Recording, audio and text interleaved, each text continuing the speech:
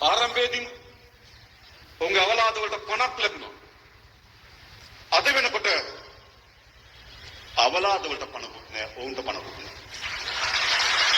මියගිය ජීවත් වුණත් දිනපතා මේ යමින් තිබෙන සිරුරු බවට පත් වී තිබෙනවා. මතක තබන්න. මියගියා. හැබැයි ජීවත් වෙන සිරුරු කවුද පිළිගන්නේ? අනතුරු 2012 දී අපේ ව්‍යාපාරයට විශාලතම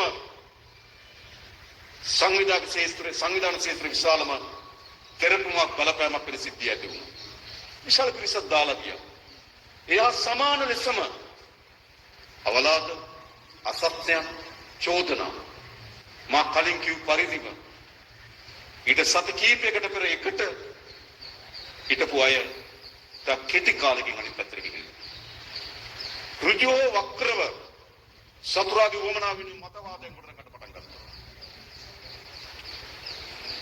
මේ යන මාවත වැරදි. ඊට වඩා විප්ලවීය මාවතක් ඇත. මේ යන මාවත දියවි අවසන් වෙනව ඇත. මේ යන මාවත කවර හෝ ප්‍රතිගාමී දේශපාලන ව්‍යාපාරික අතකොළුවක් වනව ඇත.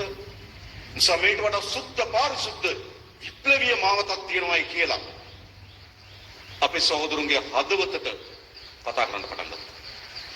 සමහර අය ගියා. හැබැයි මොකද වෙලා තිබෙන්නේ? ඒ අය තමයි අද ප්‍රතිගාමීත්වයේ පක්ෂවල මතවාදී නිර්මාණය කරන්නම් බවට පත් වෙන තරකම විප්ලවීය ජීව ගුණය ආරක්ෂා වෙලා තියෙනවා. ඒ තරමට පුදුමයි. මතක තබා ඒක විශාල කම්පනයක් මේ වේදිකාවෙන් අපිට ඔබ හැම දිනකට කම්පනයක් නෙත් කම්පනයක්. අපි තීරණය කරනවා.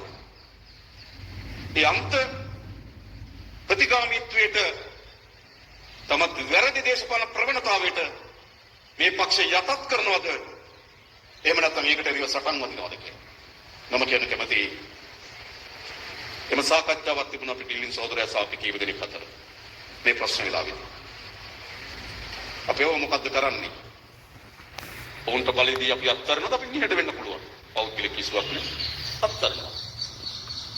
ඩිල්ලින් සහෝදරයා කවදනක් කිව්වා. මල්ලි අපිට අත්තරන්න පුළුවන්. ඒ දේශපාලන ප්‍රවණතාවය හරිනම්. හැබැයි ඒ දේශපාලන ප්‍රවණතාවය වැරදි.